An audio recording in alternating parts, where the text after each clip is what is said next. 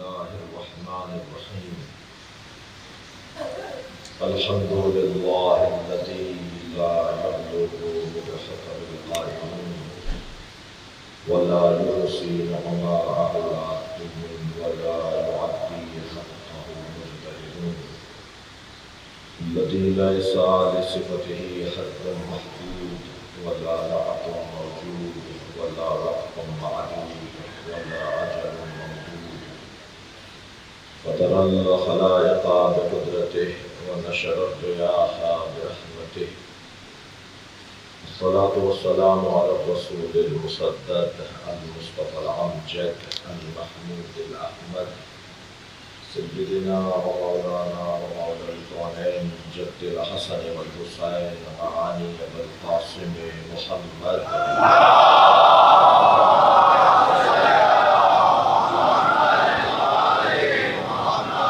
وآله الطيبين الطاهرين المعصومين الذين قال الله إنما يريد الله ليذهب عنكم الرجس أهل البيت ويطهركم تطهيرا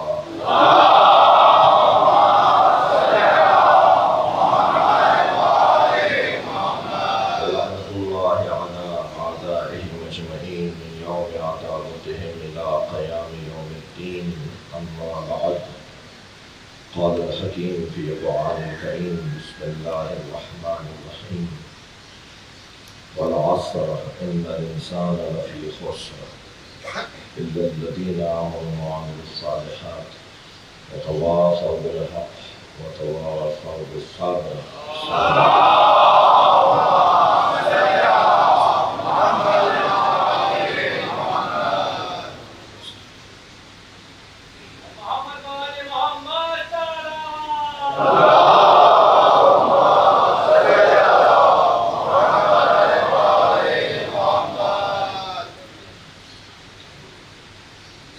سورہ مبارکہ والعصر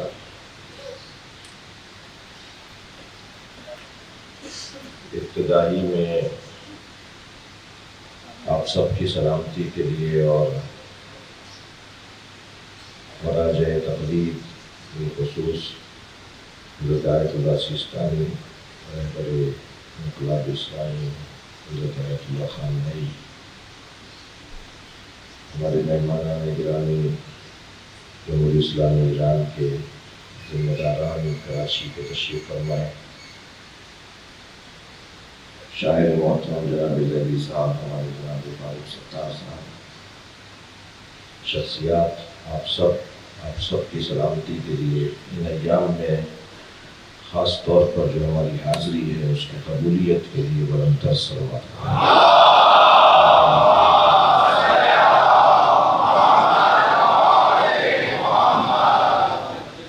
سورہ مبارکہ والعصر حسین اور ظریف سورہ ہے قرآن کا. یوں تو قرآن کی ہر آیت ہمارے لیے رہنما ہے اور یہ کلام الہی بات کرتا ہے، بولتا ہے. جب اسے پڑھیں تو لگتا ہے کہ گویا آج ہی کے لیے ہمارے ہی لیے قرآن نازل ہوا ہے. قرآن کی تازگی، قرآن کی جاویدانی، قرآن کی آفاقیت، قرآن کی زندگی، زندہ کلام. اللہ کا یہ کلام اس نے دو طرح کی آیات محکمات اور آیات متشابہات اس لیے بھی قرار دیں کہ ہمیں محتاج مصطفیٰ بنایا جائے. اس نے قرآن مجید میں کہیں کہیں تو اس بات کا شدت سے احساس دلایا کہ تم میرا یہ کلام پڑھو مگر مصطفیٰ کے ذریعے پڑھو. بھئی ہر عربی جاننے والا تلاوت کر لیتا، ہر عربی دان تلاوت قرآن کر لیتا. یہ نبی کے 4 کاموں میں سے والذی بعث فیہم رسولا منہم یتلو علیہم آیاتہ ویزکیہم ویعلمہم الکتاب والحکمہ. یہ نبی کے 4 کام جو اللہ نے بعثت کا مقصد بیان کیا. یتلو علیہم آیاتہ، ایک کام نبی کا، پہلا کام نبی کا یہ کہ اللہ کی آیات کی بھی تلاوت کریں. تو کوئی بھی کر دیتا، خاص طور پہ عربوں کے لیے تو یہ کوئی بات نہیں تھی جی. لیکن عزیزو، اللہ کا کلام اللہ نے مصطفیٰ کے ذریعے سمجھانا چاہا، لہذا ایک کام سرکار کا تلاوت قرار دیا. میں ان کمسن ساتھیوں کے لیے مثال کا سہارا لے رہا ہوں کہ قرآن الفاظ کا مجموعہ ہے اور الفاظ محتاج لہجہ ہوا کرتے ہیں. ایک لفظ لہجہ بدل کے مفہوم بدل لیتا ہے. ایک جملے کا اگر لہجہ بدل دیا جائے تو اس کا مفہوم بھی تبدیل ہو جاتا ہے جی. یہ مثال بزرگوں نے بھی دی ہے، میں بھی دے رہا ہوں. مثلاً آپ آ گئے، ذرا لہجہ بدلتے رہیے. ایک میں انتظار پوشیدہ ہے، ایک میں آنے پر گرانی پوشیدہ ہے، ایک میں نہ آنے کی آرزو پوشیدہ ہے، ایک میں آنے کی آرزو پوشیدہ ہے. لہجہ بدلتے رہیے. آپ آ گئے، آپ آ گئے، آپ آ گئے، یعنی جیسے جیسے لہجہ بدلے گا ایسے ایسے مطلب بدلے گا. اب یہ کون جانے کہ اللہ کا مطلب کیا ہے؟ تو کوئی ہو جو اللہ کے لہجے سے آشنا ہو. یتلو علیہم آیاتہ، ایک کام سرکار کا تلاوت قرآن ہے. پڑھ کر بتائیں. اگر مثال مناسب ہو تو دے دیتا ہوں کہ الف سے انار بے سے بکری والی کتاب بغیر استاد کے سمجھ میں نہیں آتی. تو قرآن بغیر استاد کے کیسے سمجھ میں آتا ہے؟ قرآن سمجھانے کے. اچھا، پھر بعض جگہ تو شدت سے اس نے احساس دلایا. الف لام میم، بتائیے کیا ترجمہ ہے؟ سب نے الف لام میم کا ترجمہ نیچے الف لام میم ہی لکھا ہے. آج نوریان کے متوجہ میشن اردو مہمانان امام منفق کے مفہومی معذرت میرا بیچو بیرت میشی اگر دو تسو کا ناری داشته باشه خدا شما را حفظ بکنن. ایک مرتبہ اور صلوات پڑھیں.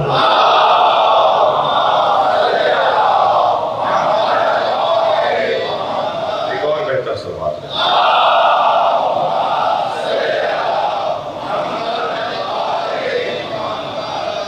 ان حسینیہ قدیم ترین حسینیہ کراچی، یعنی فکر کنیم شاید 20 از 80 سال پیش شروع شدیم در آزادی و یک روحانیت خاصی داره. شدت خواص شهر، شخصیت های شهر بیشتر شرکت میکنن و کسانی میان که میخوان گوش بدن و چیزی یاد بگیرن. از این جهت هم این مجلس اعضا مجلس خاصی است. آپ سب کی سلامتی کے لیے، آپ سب کی حاضری کی قبولیت کے لیے برابر صلوات.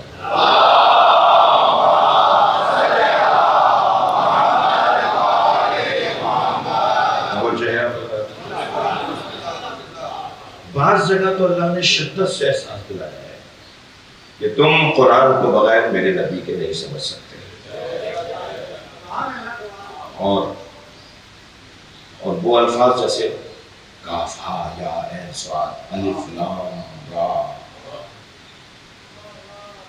حروف مقطعات. حروف مقطعات خاص طور پر آپ جا کے دیکھیے دوبارہ سے، ترجمہ بھی یہی لکھا ہوا ہے یعنی ہمارے سنی شیعہ پہاڑ جیسے قابل لوگوں کو علم شخصیات نے بھی ترجمہ نہیں کیا، تفسیر کیا کریں گے؟ اور ایسا لگ رہا ہے کہ جیسے عاشق اور معشوق کی گفتگو، میں جانوں اور تم سمجھو، میں نے تمہیں کیا کہا ہے اور تم کیا سمجھ رہے ہو، یہ میرا اور تمہارا رشتہ ہے۔ پورا قرآن اس انداز سے، اور بعض جگہ خاص پیغامات ہیں۔ تو اللہ نے قرآن مجید نبی مکرم کے قلب مبارک کو اتارا، اور اس سنگینی کو آپ محسوس کریں کہ جو قرآن پہاڑ پر اترتا تو پہاڑ ریزہ ریزہ ہو جاتا ہے۔ لو انزلنا هذا القرآن على جبل لرأيته خاشعا متصدعا من خشية الله، مگر یہ قلب مصطفیٰ پہ اترا ہے، اس کی سنگینی محسوس کریں۔ اس دل پر یا قرآن صامت ہی اتر سکتا تھا یا قرآن ناطق ہی اتر سکتا تھا۔ اس قلب پر، یہ کتنا سنگین قلب ہے کہ یا اس میں فاطمہ بسیں گی یا علی بسیں گے یا حسن حسین بسیں گے۔ اب وہ قرآن، وہ کلام اللہ کا جس میں نبی کے لیے ایک کام یہ دیا، نبی کا ایک کام یہ قرار دیا کہ یتلو علیہم آیاتہ ویزکیہم، البتہ ترتیب امور نبوت، امور رسالت میں تلاوت کے بعد تزکیہ ہے، وَيُعَلِّمُهُمُ الْكِتَابَ بعد میں، وَالْحِکْمَةَ بعد میں، یعنی پہلے طہارت ہے، پہلے صفائی ہے، پہلے آمادگی ہے، پہلے زمین کی ہمواری ہے، پھر کاشتکاری ہے۔ پہلے دل کو آمادہ کریں، پہلے ان کے قلوب کا امتحان مکمل ہو، پھر اس کے بعد اس کے اندر تعلیم کتاب ہے۔ تو تزکیہ نفس، اصلاح نفس، یہ سبب بنے گا کہ پھر علم اس کے اندر آنے لگے۔ ہم جس علم کی بات اس ممبر سے کریں گے وہ علم معلومات کا ذخیرہ نہیں ہے، وہ علم نور ہے جو انسان کے رویوں سے جھلکے گا، جو اس کے انداز زندگی سے پتہ چلے گا کہ اس کے پاس علم ہے۔ ورنہ یہی علم وبال جان ہے، یہی علم حجاب اکبر ہے، یہی علم تکبر کا ذریعہ ہے، یہی علم فساد کا ذریعہ ہے۔ لیکن اگر علم تزکیہ نفس کے ساتھ ہو تو پھر یہی علم اصلاح کا ذریعہ ہے، یہی علم امن کا ذریعہ ہے۔ تو اصل علم کا مسئلہ نہیں ہے، اس ظرف کا مسئلہ ہے۔ ظرف کی آمادگی اس علم کے رویوں کو اور اس علم کے اظہار کو بدل دے گی۔ یعنی ایک ساتھ دو طرح کے عالم بیٹھے ہوتے ہیں، ایک وہ جس کا تزکیہ ہو چکا ہوتا ہے، ایک وہ کہ جس نے تزکیہ نہیں کیا ہوتا۔ دونوں خود پکار کے بتا رہے ہوتے ہیں کہ کون سا ہے جس کا ظرف طاہر تھا پھر علم آیا، اور کون سا عالم ہے دانشور ہے کہ جس نے علم حاصل کیا ہے کسی بھی مقصد کے تحت۔ تو نبی مکرم کے اس کام میں ایک کام حکمت کی تعلیم، کتاب کی تعلیم۔ قرآن مجید پر عمل ممکن نہ ہوتا اگر ہمارے پاس نہج البلاغہ نہ ہوتا۔ یعنی اگر میں اپنے الفاظ میں کہوں کہ قرآن کی عملی تفسیر کو نہج البلاغہ کہا جاتا ہے، یہ آسمانی پیغام یا آفاقی پیغام کیوں کر قابل عمل ہے، اسے مولا کائنات نے بیان کیا ہے۔ لہذا جب ہم قرآن اٹھا کر دیکھتے ہیں، قرآن کھولتے ہیں تو ایسا لگتا ہے جیسے اللہ بات کر رہا ہے، نہج البلاغہ کھولیں تو ایسا لگتا ہے علی بول رہے ہیں۔ صلوات پڑھ لیں گے نبی کے نام۔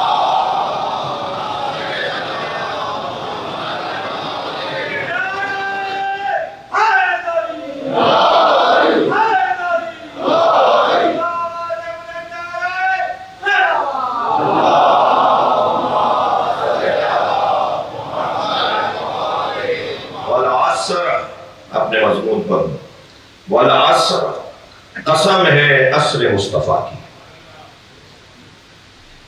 شہید مطہری ہیں اس عصر سے عصر مصطفیٰ مراد ہوئی ہے، 23 برس کی نہیں 63 برس کی،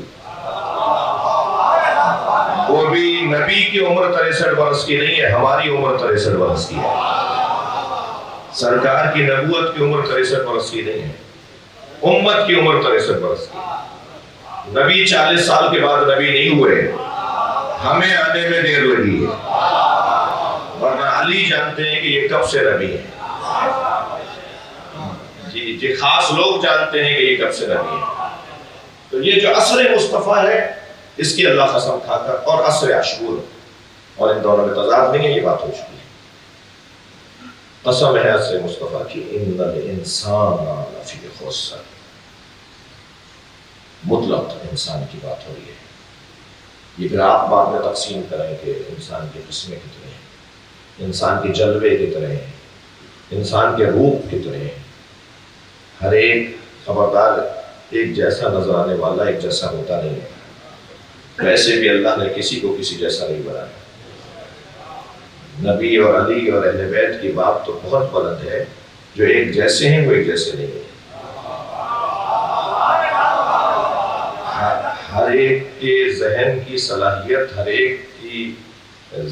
ایک کی سوچ کا مختلف ہونا، اس کے رویوں کے مختلف ہونے کے لیے ضرور لازمہ ہے، اور سب مختلف ہے، کوئی کسی جیسا نہیں ہے۔ یہ بات ہی فضول ہے، یہ بات ہی نامعقول ہے، یہ بات ہی کرنے کی نہیں ہے، مزاح کا خیز ہے کہ کہا جائے کہ سب برابر ہے۔ کیا مذاق ہے انسان کی شخصیت کے ساتھ کہ کہہ دیا جائے کہ سب برابر ہے، کیا مذاق ہے انسان کی شخصیت کے ساتھ کہ کہہ دیا جائے سب مساوی ہے، سب ایک جیسے ہیں، یہ ممکن ہی نہیں ہے، یہ مذاق ہے، یہ توہین ہے۔ ایک بزرگ عالم دین کا یہ جملہ کہ یہ جو ایک نظریہ ہے نا جو ابن تیمیہ سے شروع ہوا، عبد الوہاب نے اسے پروان چڑھایا، بعد میں اس نظریے کے پرچار کے لیے بجٹ پاس ہوئے، میں تو نہیں کہہ رہا، جنہوں نے پیسے خرچ کیے وہ خود مان رہے، میں بھی کہہ رہا ہوں تو اس لیے کہ وہ اقرار کر چکے ہیں کہ ہم نے اپنے مذہب کے پرچار کے لیے خرچہ کیا، بجٹ پاس کیے۔ یہ جو ایک سوچ کو عام کیا گیا، یہ جو ایک فکر کو عام کیا گیا کہ اللہ کے علاوہ کسی اور کو نہیں ماننا، یہ در حقیقت اللہ کی صنعت پر، اللہ کے ہنر پر، اللہ کی خالقیت پر اعتراض ہے۔ سب کو ایک جیسا ماننا، اللہ کے علاوہ کسی انسان کی شخصیت کا اقرار نہ کرنا، انسان کی قابلیت کا اقرار نہ کرنا، انسان کے اندر جو چھپے ہوئے جوہر ہیں انہیں تسلیم نہ کرنا، اور یہ کہنا کہ اللہ کے علاوہ کسی اور کو نہیں مانیں گے، یہ نعرہ بڑا اچھا ہے، یہ بات بڑی اچھی ہے، یہ بظاہر مواحد ہونے کا اظہار ضرور ہے، مگر یہ اللہ کے ہنر کے اوپر اعتراض ہے۔ وہ چاہتا ہے کہ انسان کی قدر روشن ہو، انسان کا احترام ہو، انسان کو تم اپنا پیشوا مانو، انسان کو اپنا بڑا مانو، اور یہ کہہ رہے ہیں کہ ہم کسی کو نہیں مانیں گے۔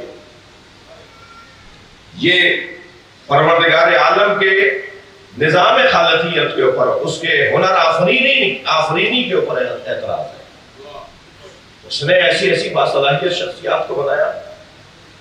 آ جائیے کل کے مضمون کے ساتھ، یہ والا عصر کی قسم ہمیں انسان اکمل کی طرف رہنمائی کر رہی ہے، اور انسان اکمل آیت اللہ جوادی عمری نے تقسیم کی ہے کہ انسان کامل نہیں، انسان اکمل، انسان نما، انسان کامل، انسان اکمل، وہ جو انسان دکھائی دیتا ہے مگر حقیقت میں جانور ہے، وہ جس کا نفس لوامہ زندہ ہے وہ انسان ہے، اور وہ جو اس منزل سے گزر کر ایک بہتر منزل میں آ گیا وہ انسان کامل ہے، اور جو ان سب انسانوں کے لیے ہمیشہ رہنما رہے گا وہ انسان اکمل ہے۔ اور انسان کامل اور انسان اکمل میں اگر مثال کے ذریعے تمیز کریں گے، تعریف کریں گے، تو انسان کامل یعنی مالک اشتر، انسان اکمل یعنی علی۔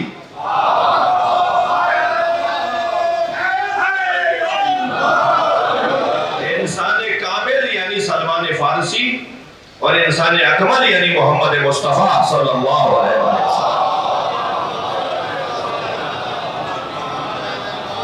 اور اس انسان اکمل کا ہر زمانے میں ہونا ضروری ہے.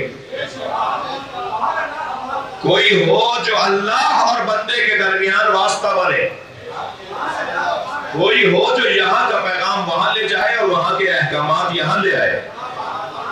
جسے قرآن اس انداز سے یاد کرتا ہے. لَمْ تَرَا كَيْفَ ضَرَبَ اللَّهُ مَثَلًا كَلِمَةً طَيِّبَةً كَشَجَرَةٍ طَيِّبَةٍ أَصْلُهَا ثَابِتٌ. کل کی بات سے مربوط کر رہا ہوں. أَصْلُهَا ثَابِتٌ وَفَرْعُهَا فِي السَّمَاءِ. وہ جس کی جڑیں بہت مضبوط ہیں چھوڑ کے نہیں جائے گا. یہ تم اپنے ظلم کی حدیں گزار دو یہ میدان نہیں چھوڑے گا. تم ہر طرح کا کام کر لو مگر یہ شجرہ طیبہ میدان چھوڑ کر نہیں جائے گا.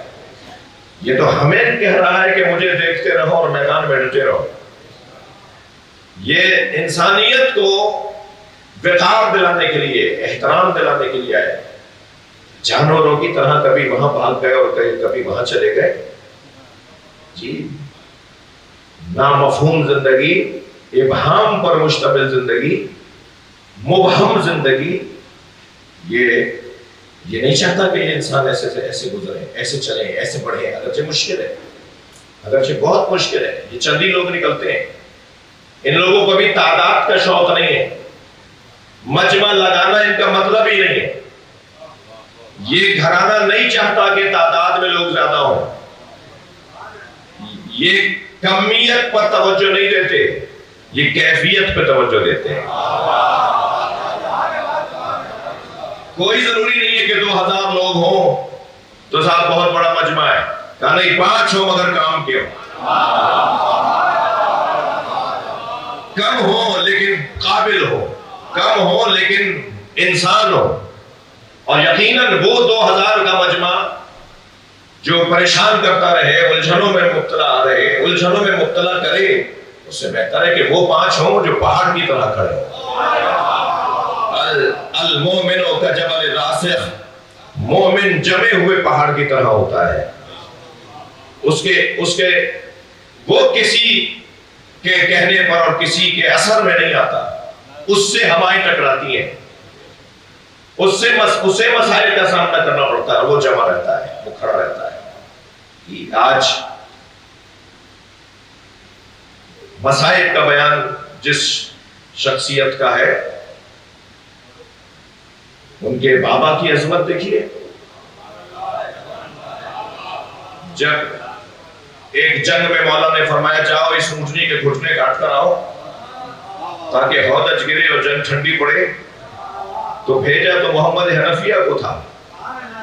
بیٹا جاؤ جا کر اس اونٹنی کے گھٹنے کاٹو، اتنے لوگ مر رہے ہیں، اتنا نقصان ہو رہا ہے. جی اچھا، مولا کا مزاج بھی یہی ہے. جب کسی سے مولا علی نے پوچھا کہ آپ میدان میں جاتے ہیں تو پہلے آپ کی نظر میں کون ہوتا ہے؟ تو فرمایا سرداروں کو دیکھتا ہوں. زیادہ پورے کی ضرورت کیا ہے؟ تو حضرت نے فرمایا جاؤ جا کے ہودج گرے ہو تاکہ جنگ ٹھنڈی پڑے. بہت سمجھا دیا تھا، بہت کہہ دیا تھا. تو حضرت محمد حنفیہ کو بھیجا، اپنے بیٹے کو بھیجا، فرزند علی ہے. اور پھر بھیجتے ہوئے تقریباً 18 نصیحتیں فرمائی ہیں. جی خطاب بات تو حضرت محمد حنفیہ سے کر رہے تھے مگر پورا لشکر سن رہا تھا. نصیحتیں فرمائی. ان نصیحتوں میں ایک نصیحت یہ فرمائی کہ قد قدمैک تدول الجبال ولا تدل. اپنے پیروں کو زمین میں ایسے گاڑ لینا کہ پہاڑ ہٹیں تم نہ ہٹنے پاؤ. تمہارے سامنے سے پہاڑ ہٹ جائیں مگر خبردار. میرا مضمون انسان اکمل کا انداز. انسان اکمل بہادر بناتا ہے، انسان اکمل شجاع بناتا ہے. ان کا تذکرہ بزدلی کا خاتمہ ہے. میدان میں ڈٹنا اور جمنا ان کے نام سے ہی آ جاتا ہے. جی وہ فاروق بھائی سردار جی کا میں نے دیکھا کلپ، وہ کہہ رہے تھے کہ میرا پوتا روزانہ آتے جاتے صبح شام اچھلتے کودتے بھاگتے اور دوڑتے آوازیں لگاتا یا علی یا علی.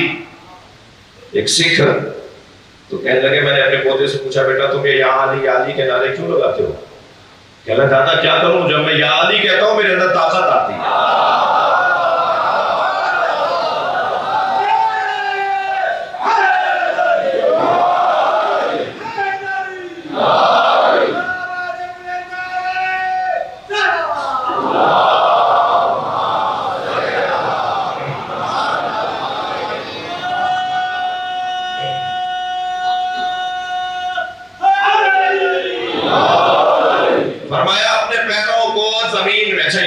فارمولا ہے نا مولانا علی کا دیا ہوا دستور ہے، یہ صرف تلوار والے میدان کے لیے نہیں ہے، یہ ہر میدان کے لیے علی دستور دے رہے ہیں۔ پڑھائی کا میدان ہو، نوکری کا میدان ہو، کاروبار کا میدان ہو، سیاست کا میدان ہو، بہت کوشش کر رہے ہیں آپ، ہر میدان کے اندر ڈٹے رہیے۔ مرد تو وہ ہوتا ہی نہیں جو میدان چھوڑ کے بھاگ جائے۔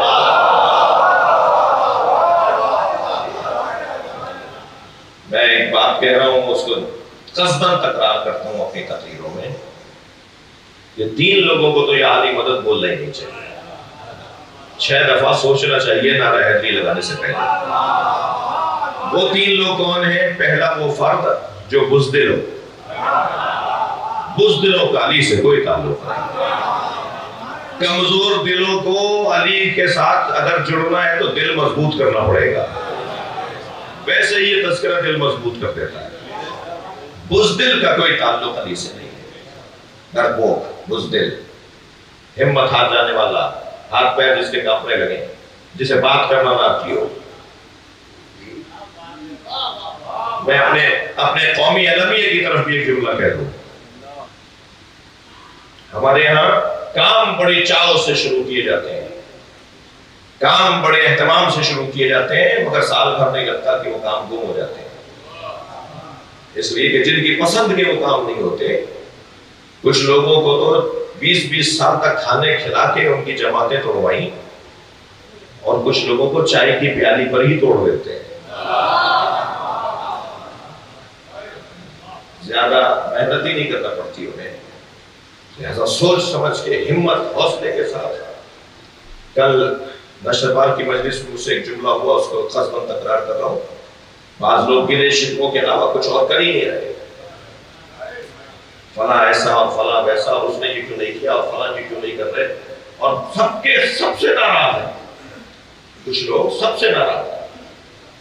میں ان سے کہوں گا کہ بھائی اپنا خون نہیں جلاؤ، وہ فارمولہ اپناؤ جو نبی اور آل نبی نے اپنایا، اور وہ فارمولہ یہ ہے کہ اپنے گھر سے کام شروع کرو۔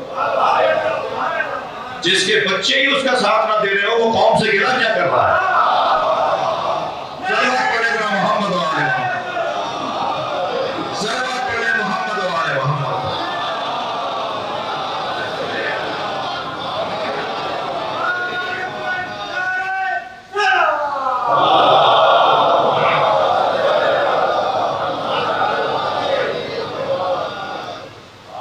فارمولہ یہ ہے، قاعدہ یہ ہے، قانون یہ ہے کہ گھر والوں کا ساتھ لیا جائے۔ پہلے اپنے بچوں کو اپنے نظریوں سے متفق کرو، پہلے اپنی محترمہ کو اپنے نظریے سے متفق کرو۔ ان پہ تو تم بوجھ بنے ہوئے ہو، گھر میں جاتے ہو تو دعا کرتے ہیں کہ باہر چلی رہے۔ عمومی بات کر رہا ہوں، 85 جماعتوں کے حالات کو دیکھ کر، ایک سلوات اور نبی اور آل نبی۔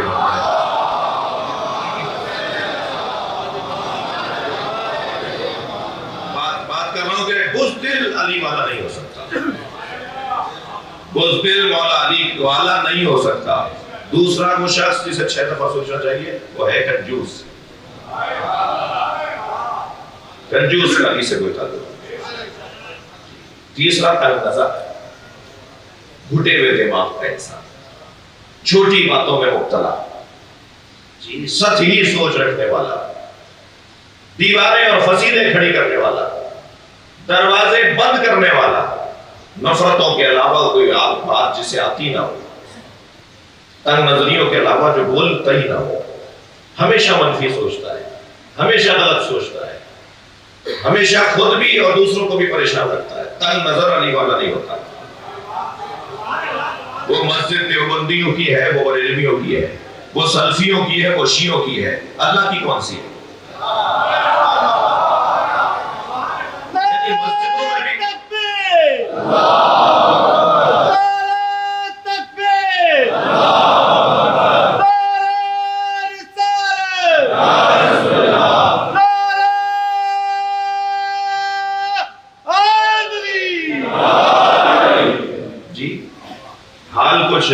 ہمارا بھی رضی اللہ تعالیٰ عنہ نہیں ہے،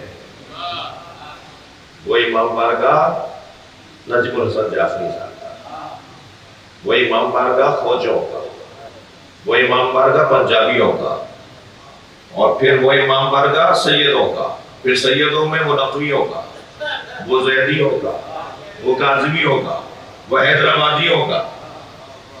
بھائی امام حسین کا کون سا ہے؟ تنگ نظری اور علی والا یہ نہیں ہوتا، یہ نہیں ہو سکتا۔ محمد اپنے پیروں کو زمین میں ایسے گاڑ لینا کہ تمہارے سامنے سے پہاڑ ہٹ جائیں مگر تم نہ ہٹنے پاؤ۔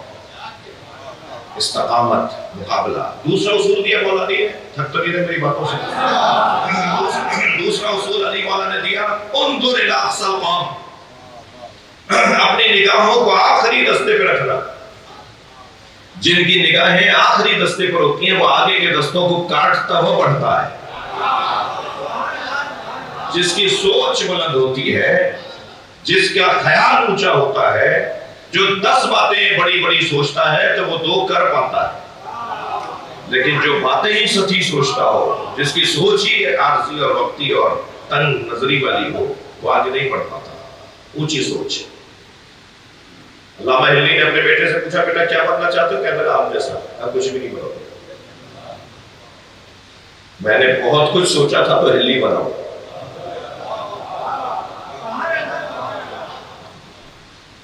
ان جوانوں سے کہہ رہا ہوں، اچھے ایک بہرحال تعداد ہے، یہ اونچی سوچ۔ ہمارا ایک کے لیے بہت زیادہ چلایا گیا، پھر ہمیں کچھ لوگوں کو فون کیا گیا، جبکہ وہ آدھی بات تھی۔ نوکری کرنی ہے تو افسری کرنی ہے۔ جوانوں سے بات کرو، سی ایس ایس کی تیاری کرو، کمیشن پاس کرو، ڈائریکٹ 17ویں گریڈ کے افسر لگو، ریٹائرڈ ہو تو 22ویں تک جا کے پہنچو۔ مجھے زیادہ نہیں پتا، مگر میں آپ سے سنی ہوئی باتیں کر رہا ہوں کہ کون کون سے گریڈ آخری میں جا کے بنتے ہیں۔ نوکری کرنی ہے۔ علی والے نوکری کے لیے پیدا نہیں ہوئے، سرداری کے لیے پیدا ہوئے۔ محنت کرو، مشقت کرو، وہ اہتمام بھی قوم کی طرف سے ہونا چاہیے، اور کچھ کام ہو بھی رہا ہے، میں تفصیل ضرورت نہیں ہے اس کو بتانے کی۔ ورنہ کاروبار اگر آنا ہے نا، مثلا نوکری کرنی ہے، اب فلاں جگہ کے لیے ہمیں لگوا دیجیے فلاں، تو کیا اس نوکری کا کیا فائدہ ہے؟ پھر کاروبار کی طرف جاؤ، کاروبار ورنہ افسر۔ انظر الی اقصی القوم، اپنی نگاہوں کو آخری دستے پہ رکھنا۔ اور جب تم یہ سارے اصول، مثلا فرمایا کہ بھاگتے ہوئے پہ حملہ نہ کرنا، اگر کوئی میدان چھوڑ کے جا رہا ہو تو اسے جانے دو۔ ویسے بھی علی والے مجبوروں پہ ہاتھ نہیں اٹھاتے، کوئی میدان چھوڑ کے جا رہا جانے دو۔ اس طرح سے 18 اصول مولا علی نے فرمائے، اور پھر آخری ایک جملہ یہ فرمایا کہ جب تم ان اصولوں پر عمل کر لو گے تو کامیابی تمہارا مقدر ہے، تمہیں کامیاب ہونا ہی ہے، مگر وہ انتہائی خطرناک مرحلہ ہوگا۔ جب تم کامیاب لوٹو گے تو تمہارے اندر خود پسندی، تمہارے اندر اپنی ذات کی اسیری، تمہارے اندر انانیت، تم دوسروں سے اپنے آپ کو افضل ماننے لگو گے۔ اس وقت تمہارے لیے زوال شروع ہوگا اور تم پریشانیوں میں مبتلا ہو جاؤ گے۔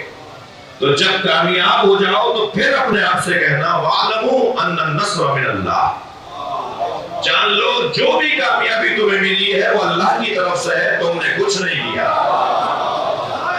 اپنے آپ کو کنٹرول رکھنا۔ صلوات پڑھ لیں محمد و آل محمد۔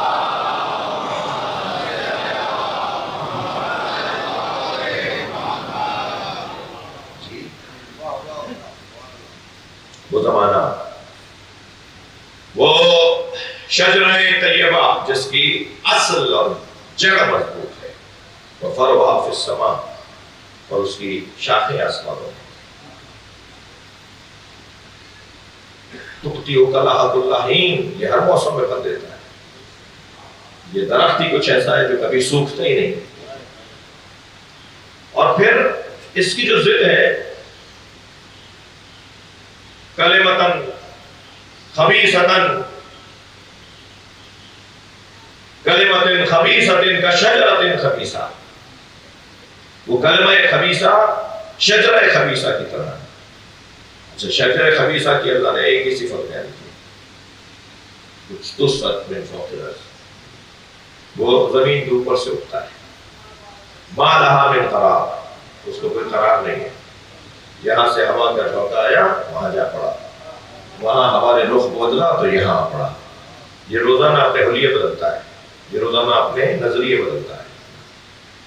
یہ شجرہ خبیثہ. اور شجرہ طیبہ کی یہ صفات. شجرہ طیبہ در حقیقت بالعصر، در حقیقت عقیدہ توسل پر ہماری رہنمائی ہے.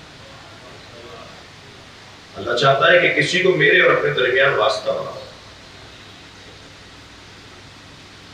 دیکھیے، عمومی ممبر ہے، مائک پر بات ہو رہی ہے، چھوٹے بچے بھی آئے ہوئے ہیں، تو مجھے اجازت دیں کہ بعض اوقات ایسی کوئی مثال جس میں جو صرف ذہن کو قریب کرنے کے لیے ہو. آپ کے یہاں رائج ہے، سیاسی شخصیات بھی تشریف فرما ہے، آپ کے یہاں رائج ہے کہ اگر آپ کو کہیں اپنی حیثیت منوانی ہو، یہ مربجہ سیاست کی بات ہے، تو آپ پاور شو کرتے ہیں، آپ ایک اجتماع بناتے ہیں، ایک کوئی ریلی ویلی کوئی اجتماع، اور اس کے بعد پھر آپ اظہار کرتے ہیں کہ آپ مانے جاتے ہیں، آپ کی کوئی حیثیت ہے.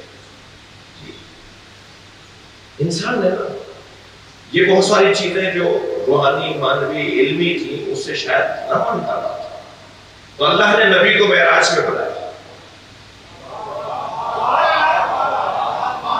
گئے تو سرکار 100 سے زیادہ مرتبہ تھے، بلکہ میرا عقیدہ، میرا روایت کی روشنی میں یہ سوچ ہے کہ جب چاہتے تھے چلے جاتے تھے.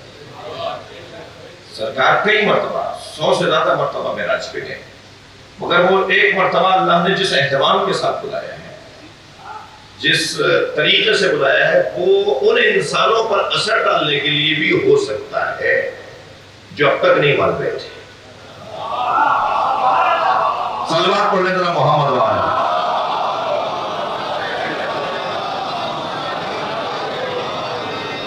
یہ ہے اپنے نبی کو بدن مبارک گیا ہے معراج پر، بدن مبارک معراج پر گیا ہے. معراج جسمانی ہے، معراج روحانی تو بھائی اگر میں ایک 40 دن کی طہارت محفوظ رکھ لوں تو مجھے اچھے اچھے خواب آئیں گے. صرف 40 دن من اخلص للہ 40 یوما، جو صرف 40 دن تک خالص اور مخلص ہو جائے اور طہارت نفسانی اور طہارت روحانی اور طہارت قلبی کو حاصل کر لے تو اسے اچھے اچھے خواب آئیں گے. تو وہ کہے گا جی میں بھی معراج میں گیا تھا، بدن تو بستر پہ سو رہا تھا. یہ کون سے کمال کی بات کر رہے ہو؟ یہ تو کوئی بھی حاصل کر سکتا ہے. سرکار کی معراج روحانی ہی نہیں تھی، سرکار کی معراج بدنی تھی، جسمانی تھی. سرکار کا جسم مبارک گیا ہے معراج پر، اور جسے ایسے سیر کروائے اللہ، وہ یہاں سے وہاں جائے اور وہاں سے یہاں آئے، جس کے زمین چھوڑنے پر سب کچھ منجمد ہو جائے، پلٹے تو روح کی طرح زمین متحرک ہو جائے. اس کی اس حیثیت کو دکھا کر شاید اس وجہ سے، اور ہوا ایسا، میں آپ معراج سے متعلق روایات کو دیکھیے، ایسا ہوا ایک بہت بڑی تعداد میں جو نبی کو نہیں مان رہی تھی وہ معراج کے بعد مجبور ہی ماننے پڑے. سرکار نے رات کا قصہ بتایا، راستے میں وہ اونٹوں والا واقعہ بتایا. جی کہ ایسا ہوا ہی نہیں ہوا، تمہارے اونٹ گم ہو گئے تھے، فلاں جگہ پر تمہارا قافلہ تھا. جو بعد میں آیا سرکار کی معراج کے بعد، نبی نے اس رات میں جو کچھ ہوا مختلف آبادیوں میں وہ بتا دیا. ایک بڑی تعداد میں سرکار کئی معترف ہوئی نبی کی حیثیت کی، نبی کے مقام کی، اور مسلمان ہوئے گویا مانا نبی مکرم کو. تو یہ یہاں سے وہاں کا تعلق اور وہاں سے یہاں کا تعلق، یہ وسیلے کا جو ایک شخصیت، ایک انسان اکمل جو ہمیں ہمارے اور اللہ کے درمیان واسطہ بنے، یہ والعصر اس کی طرف ہماری رہنمائی ہے۔ دیکھیے ایک روایت سے مستفاد ہے کہ وہ ہمارا شیعہ نہیں ہے، وہ ہمارا مرید نہیں ہے، وہ ہمارا چاہنے والا نہیں ہے جو یہ تین عقیدے نہ رکھتا۔ ایک معراج کا عقیدہ، جو معراج کو نہیں مانتا وہ ہمارا نہیں ہے۔ اچھا ممکن ہے کوئی کہے جی کون نہیں مانتا؟ قرآن کی آیت ہے، سورہ پورا، کیسے نہیں مانے گا کوئی؟ نہیں، وہ ماننے والی جو بات ہو رہی ہے وہ جسمی معراج کی بات ہو رہی ہے، وہ بدنی معراج کی بات ہو رہی ہے۔ سب مانتے ہیں مگر روحانی معراج کو ایک تعداد روحانی معراج کو، بڑی تعداد جسمانی معراج کو مانتی ہے۔ معراج کا عقیدہ، شفاعت کا عقیدہ اور رجعت کا عقیدہ، جو یہ تین عقیدے نہیں رکھتا وہ اپنے عقیدے کی نظر ثانی کرے، اپنے اوپر نظر ثانی کرے۔ رجعت، معراج، شفاعت، ان تینوں کا مشترکہ نقطہ نکالیے، وہ ہے وسیلہ۔ معراج بھی ہمیں اللہ اور بندوں کے درمیان واسطے کا پتہ دیتی ہے، شفاعت بھی اللہ اور بندوں کے درمیان واسطے کا پتہ دیتی ہے، اور رجعت کا تو مطلب ہی حاکمیت الہیہ ہے، ورنہ بھائی شیطان کامیاب ہو گیا ماشاءاللہ۔ اگر رجعت کے عقیدے کو نہیں مانیں گے تو گویا شیطان کامیاب ہو گیا، اس نے طول تاریخ میں اپنی منمانی کی، اپنی پسند کے لوگ بنائے، اس نے اپنے ہی لوگ بناتا رہا اور اس کے ہی لوگ تھے دنیا میں۔ اللہ کا نظام کہاں کامیاب ہوا؟ رجعت کے ذریعے اللہ اپنی قدرت کا مظاہرہ کرے گا۔ کر لیا، کھا پی لیا، عیش عشرت کی زندگیاں گزار لی، تم نے صدیوں سے ہزاروں سال سے اپنی منمانی کر لی، اب اللہ اپنی قدرت دکھائے گا۔ رجعت کا عقیدہ اللہ کی قدرت کا مظاہرہ ہے، انہیں بھی دوبارہ اٹھائیں گے جنہوں نے ظلم کیا، انہیں بھی دوبارہ زندہ کریں گے جو مظلوم رہے، مظلوموں کی حاکمیت ہوگی دنیا پر،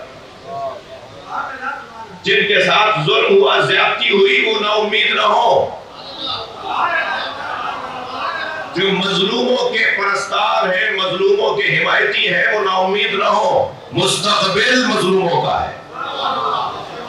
بھئی ایک جملہ ہدیہ کر رہا ہوں، شاید اہل دل کے لیے قابل پسند ہو۔ ظالم کا آج ہوتا ہے، مظلوم کا کل ہوتا ہے۔ آج جیسے تیسے گزار لو، کل تمہارا ہے۔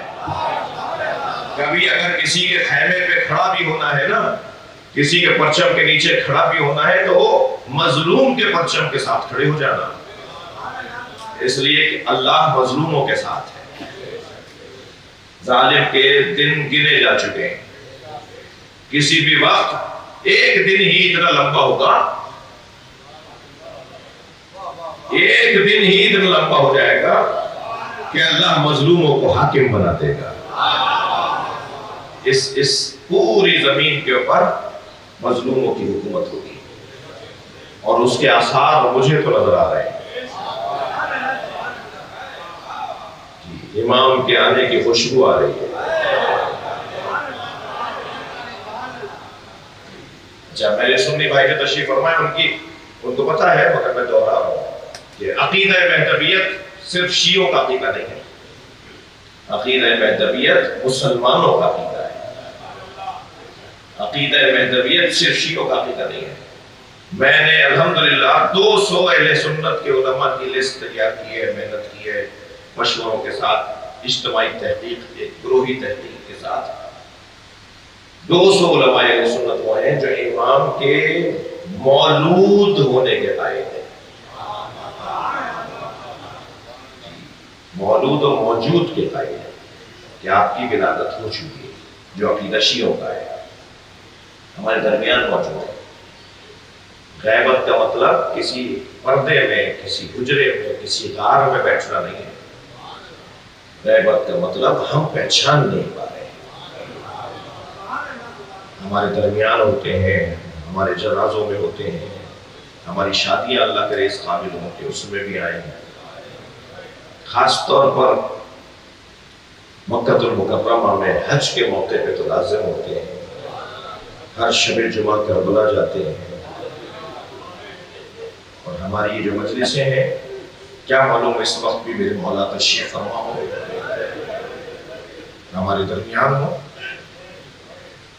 ہمارے اس ذوق شوق تازگی، اس محبت کو دیکھ رہے ہوں. پہچان لیں گے ہمیں اس وقت میں کہ جب ان کی حاکمیت ہوگی. تو غیبت کا مطلب یہ نہیں ہے کہ غیبت کا مطلب ہے ہم پہچان نہیں پا رہے. جس دن پہچانے لگیں گے وہی ظہور کا دن ہوگا.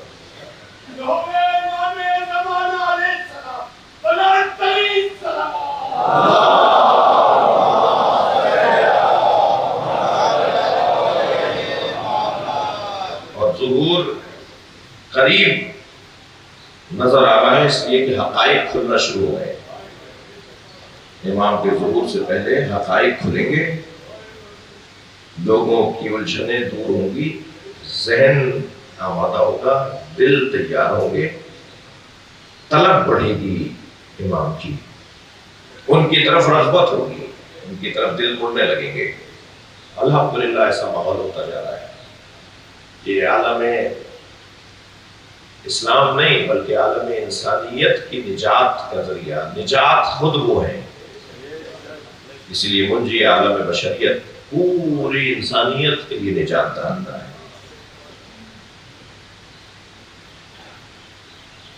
جب آپ بلند آواز سے روتے ہیں نا تو امام زمانہ کو پرسہ ہوتا ہے. اصل تو وہی صاحب عزا ہے، اصل تو وہی صاحب عزا ہے. ان کے جد حسین کے یاد ہے.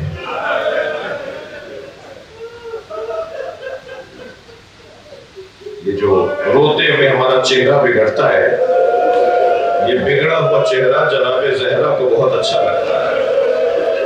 اجرکم اللہ، اجرکم اللہ.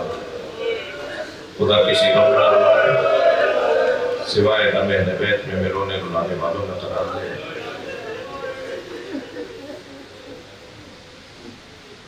نبی کے دو بیٹے، دو فرزند، سبط اکبر اور سبط اصغر. سبط اکبر امام حسن، دونوں مشابہ ہیں نبی کے، شبیہ مصطفیٰ ہیں. بلکہ امام حسن کی فضیلت ایک یہ بھی ہے کہ نام تو حسن ہی ہے. چھوٹے حسن کو حسین کہتے ہیں. حسین مصغر ہے نا حسن کا، حسن اور چھوٹا حسن ہے. امام حسن کی یہ عظمت ہے. مگر عزیزو، امام حسن کی تنہائی بھی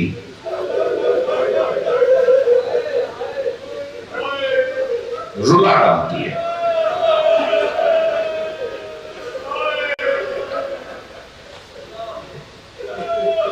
جناب امام حسین کی زوجہ نے تو لاشا دھوپ میں دیکھا تھا،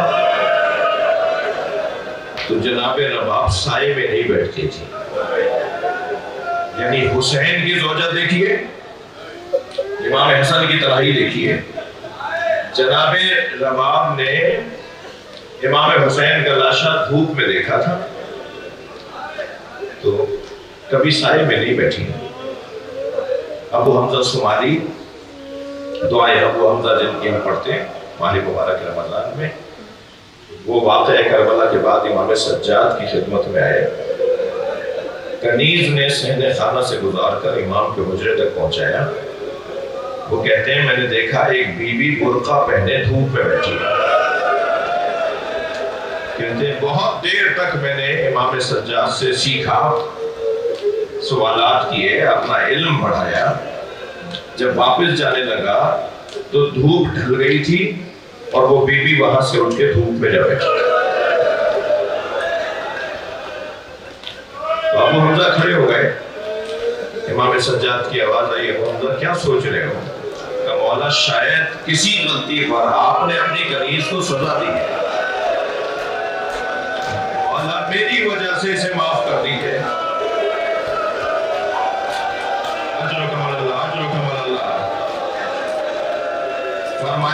فرمایا یہ میری ماں رباب ہے، میرے بابا سے وعدہ کر کے آئی ہے جب تک زندہ رہو۔ ابو حمزہ چلے گئے،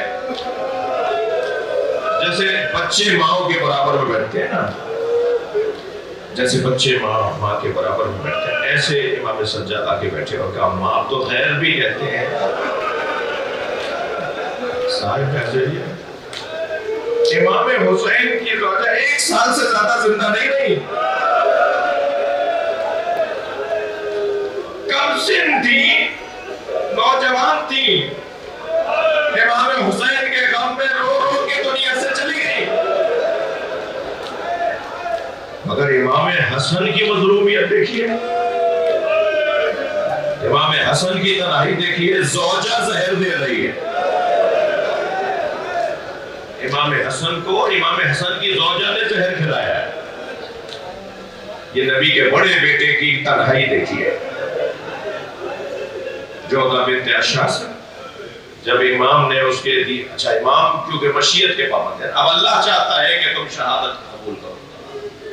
جب امام نے، روزے سے تھے امام، افطار میں زہر دیا ہے،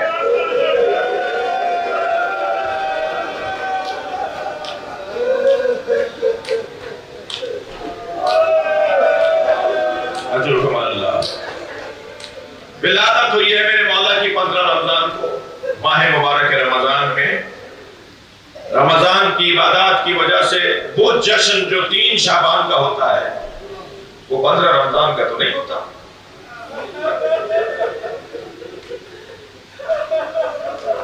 واجبی سا جشن منایا جاتا ہے، بس یاد کر لیتے ہیں چاہنے والے، کیونکہ عبادات میں مصروف ہیں، روزے ہیں، قرآن کی تلاوت ہے۔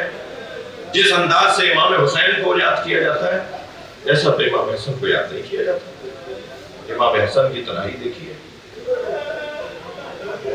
رو رہے نا۔ امام حسین کا روزہ دیکھیے اور امام حسن کی قبر دیکھیے،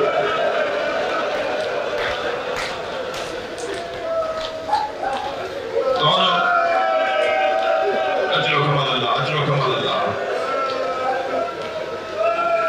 ایسے روتے ہیں نا تو امام جعفر صادق دعا دیتے ہیں، بلند بلند رونے والوں کو، اونچی آواز میں رونے والوں کو۔ یہ جو بلند گریہ ہے نا آپ کا، یہ صدائے گریہ، یہ خود ایک تبلیغ ہے، یہ صدائے گریہ یہ خود تبلیغ ہے۔ تکلف کر کے نہیں رویا کریں،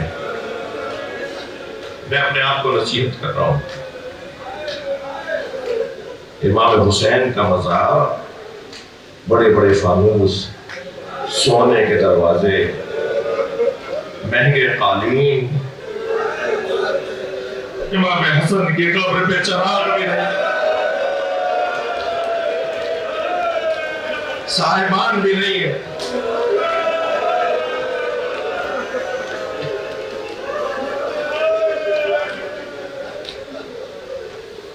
تین بیٹے کربلا میں امام حسن کے،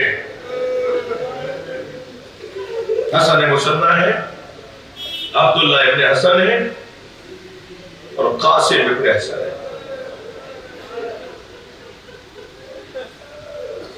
عبداللہ ابن حسن 1 سال کے تھے جب امام حسن کی شہادت ہوئی ہے،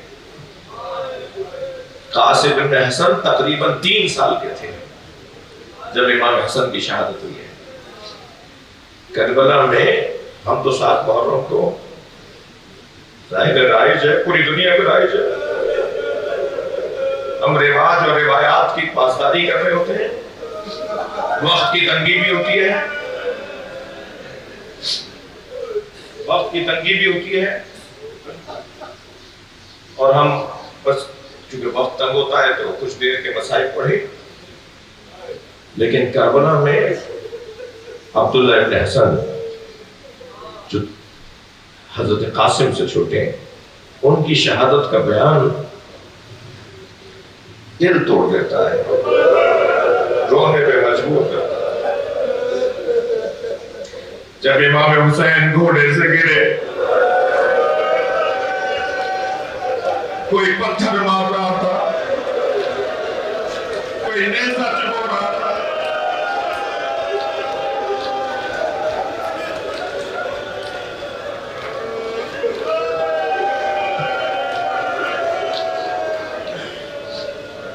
تو حضرت عبداللہ ابن حسن امام حسن کے چھوٹے بیٹے، حضرت قاسم کے چھوٹے بھائی، پھوپھی کا ہاتھ پکڑے کھڑے تھے. بلکہ میں لفظوں کو بہتر کروں، جناب زینب نے ہاتھ پکڑا ہوا تھا. تو بی بی اس سے چلا کے بولے، یہ میرے چچا کے ساتھ کیا ہو رہا ہے؟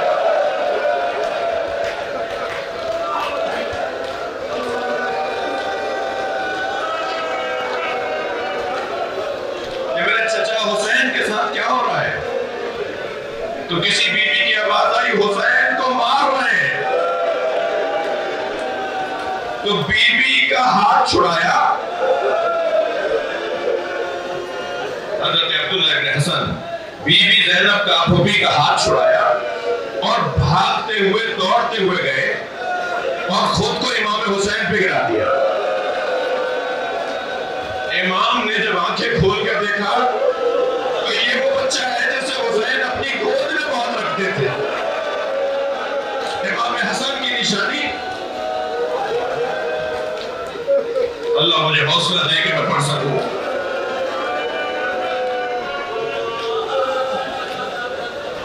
جب امام حسین نے آنکھیں کھول کے دیکھا تو عبداللہ ابن حسن امام حسین کے سینے پر ہے. ایک شخص نے تلوار اٹھائی امام حسین کو مارنے کے لیے. سخت جملے مقتل نے لکھے ہیں. اور میں یہ بھی آج آپ کو بتا دوں، مقتل کی زیادہ روایات روضۃ الشہداء نامی کتاب میں، وہ اہل سنت کی کتاب ہے. جب ایک شخص نے تلوار مارنے کے لیے امام حسین پر ہاتھ اٹھایا تو اس بچے نے اپنا ہاتھ اس کی طرف بڑھایا. سخت جملہ جو کہنے جا رہا ہوں. تو حضرت عبداللہ ابن حسن کا ہاتھ کٹا اور کھال میں لٹکا ہوا حسین کے سامنے آیا. امام بہت دیر تک کٹا ہوا ہاتھ اور سمجھاتے رہے بچے کو، یہ بچہ وہاں شہید ہوا ہے. امام حسن کا چھوٹا بیٹا اجرکم اللہ. جلدی نہیں ہے، مجھے 5 منٹ اور مسائل پڑھنا ہے. شب عاشور امام حسین اصحاب سے فرما رہے تھے کہ کون کیسے شہید ہوگا. اور جو لوگ چراغ بجھانے پر نہیں گئے، فرمایا اب تم یقین رکھو کہ تم مارے جاؤ گے. جب چراغ دوبارہ روشن کیا اور کوئی نہیں گیا تو جو لوگ سبھی رہ گئے تو امام نے فرمایا کہ تمہیں اب میں شہادت کی بشارت دیتا ہوں، تم سب شہید ہو جاؤ گے. کچھ عقب میں بیٹھے ہوئے تھے حضرت قاسم. ظاہراً حضرت قاسم یہ محسوس کر رہے تھے کہ یہ گفتگو اصحاب سے ہو رہی ہے. جب امام کی گفتگو مکمل ہوئی تو قریب آ کے فرمانے لگے، چچا میرا نام بھی شہیدوں میں ہے. تو پہلے تو امام حسین نے فرمایا بیٹا بتاؤ. لے کے بیٹھ گئے، اپنے بھتیجے کو اپنے ساتھ لے کے بیٹھ گئے. فرمایا بیٹا بتاؤ تمہارے نزدیک موت کیسی ہے؟ تو فرمایا احلا من العسل، چچا جان شہد سے زیادہ شیریں ہے. میں موت کو چاہتا ہوں، مجھے موت چاہیے. یہ حوصلہ اس کم سنی میں. تو فرمایا چچا جان کیا میرا نام بھی شہیدوں میں ہے؟ تو امام حسین نے فرمایا قاسم تم تو بڑے ہو، تمہارے چھوٹے بھائی علی اصغر کا نام بھی ہے. تو غیرت ہاشمی جوش میں آئی. آپ دیکھیں نا، جب امام نے فرمایا تم تو بڑے ہو، تمہارے چھوٹے بھائی علی اصغر کا نام بھی ہے، تو غیرت ہاشمی جوش میں آئی. فرمانے لگے حل یسلون الی الخیام، کیا یہ لوگ خیموں میں آ جائیں گے؟ نہیں قاسم میں لے کر جاؤں گا نیت کرو۔ اب جب روز عاشور نمودار ہوا تو بار بار کبھی سامنے آ کے کھڑے ہوتے ہیں، کبھی برابر میں آ کے کھڑے ہوتے ہیں، اور امام حسین جانتے ہیں کہ قاسم کا مطلب کیا ہے، اور امام لوٹا دیتے ہیں قاسم خیمے میں جاؤ، قاسم اپنی ماں کے پاس جاؤ۔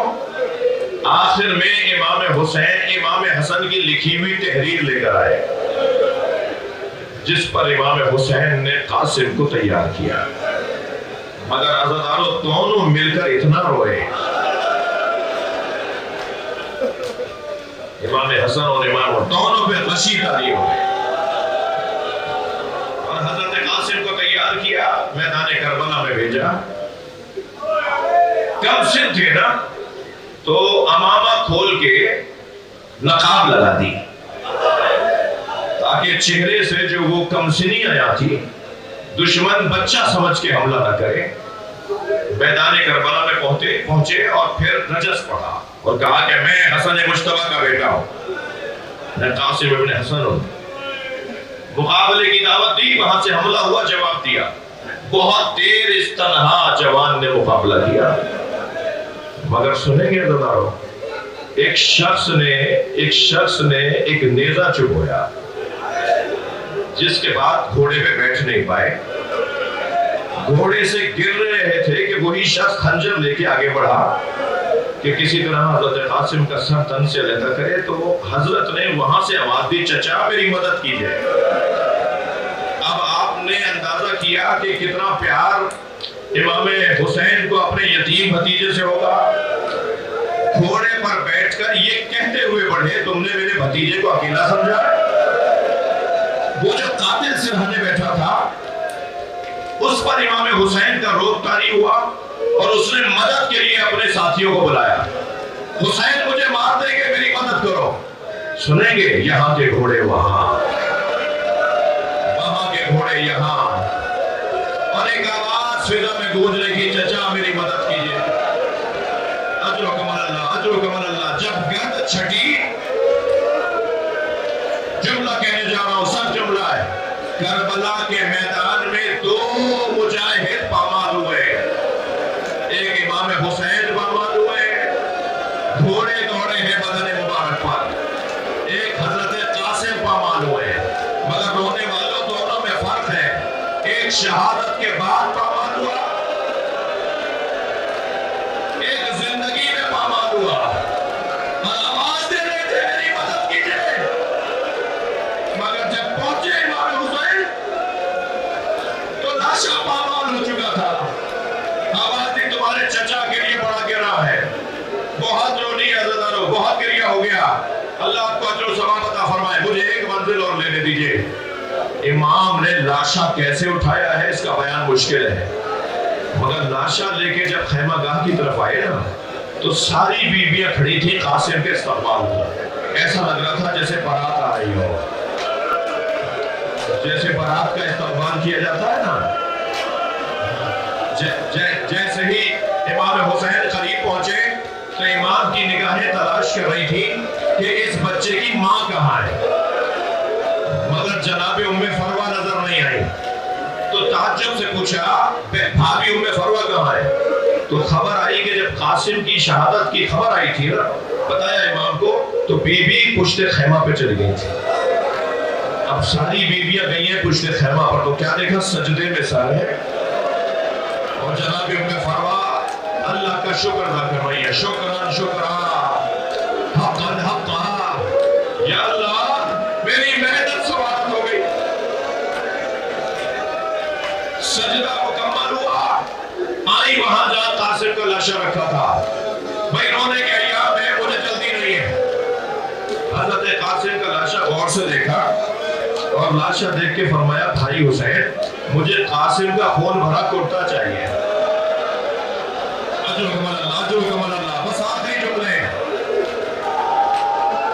امام حسین نے نہیں پوچھا بھابی اس کرتے کا کیا کریں گی جو گھوڑوں کی قدموں سے چاک چاک ہو گیا، تار تار ہو گیا، مگر ماں کی آرزو تھی کچھ ہی دیر بعد خون بھرا کرتا وہ چاک چاک کرتا امام حسین نے جناب ام فروا کو دے دیا، بی بی اسے خیمے میں لے کر لے گئی اور رکھ دیا۔